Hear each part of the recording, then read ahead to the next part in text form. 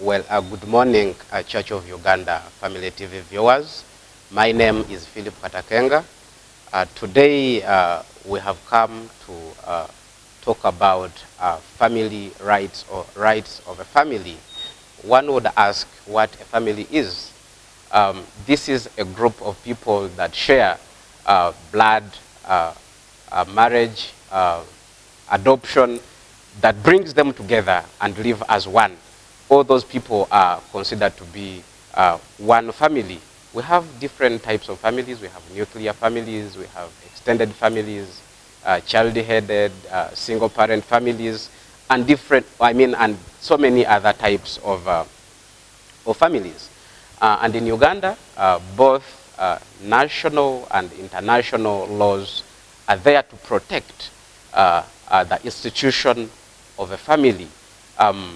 The Ugandan laws, Article 31 of the Constitution, 1995, stipulates the rights of a family, where a family has to be protected, as it is such a fundamental and a crucial institution that brings out the children or the leaders of the country. It nurtures them, and everything is done or starts with the family. One of the rights of a family is that the family has a right to life. Life of a family begins at marriage, where people of consent, of mature age, have a consent mind, go in and marry each other. They produce children and they grow up their children so as the family to have a life. The family also has a right of protection of their children. It is a right of a family to grow up its children, vis-a-vis it being helped or accompanied of help by the state and other community at large. It is the work and role of parents, and that is a family, to grow up their children. A family has a right to privacy and dignity. What does this call for?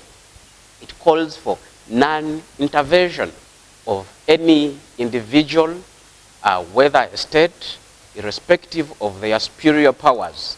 A family is bound for protection of privacy and dignity. Whether in arbitration, non-intervention is a principle that should be appreciated. A family also has a right to non-discrimination, irrespective of whether it is extended, nuclear, single parent-headed or child-headed. However small it is, a family is a family, and it is bound to equal treatment like any other family. The family deep in Chotera is bound for the same treatment like that of the first family. That is the notion of a no discrimination principle, and it is a right for a family. A family has a right to activities of culture and religious values. We are born or come from different regions.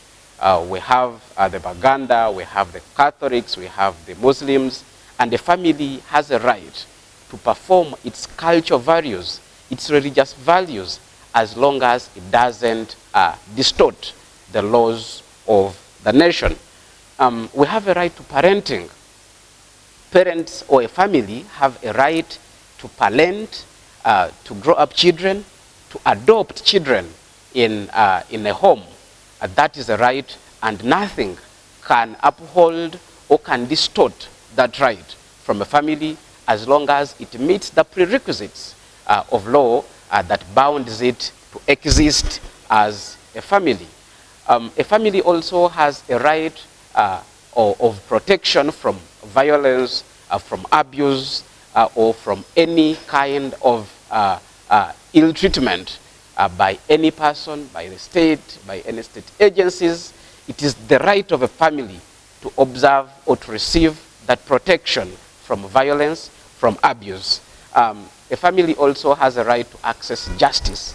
Just like any other institution, any company, a family is bound to justice, legal representation, and it has to receive legal justice just like any other institution.